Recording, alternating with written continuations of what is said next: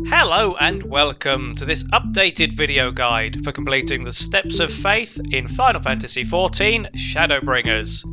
My name is TS and in this video you'll learn everything you need to know to get trodden on. The boss might be huge, but this is quite an easy one, so let's take a look.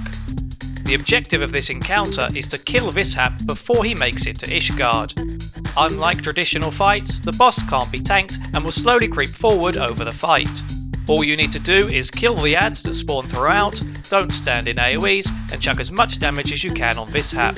To help you out, there are a few different things to play with. The first are the Bertha Cannons.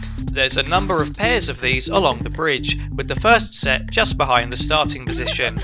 Target and right-click these to swap out your first action bar. These days you only need to care about button 1, as this allows you to place an AoE shot on the ground. Ideally, tanks will pick up the adds, bring them to underneath the boss, and the cannons can shoot both the adds and the boss at the same time.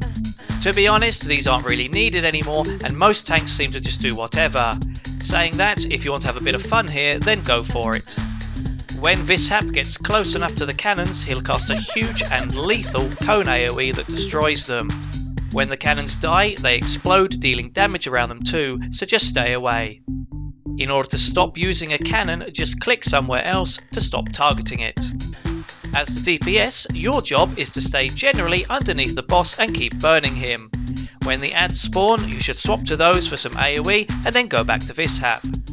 As you're pushed back towards Ishgard, you'll pass some towers at set points. When Vishap gets close, a single person can run up one of these and stand near the Dragon Killer at the top. Doing so will place an AoE indicator on the bridge. All you need to do is wait for Vishap to be over it and interact with the Dragon Killer. This will send a massive bolt down on the boss, dealing a substantial blow.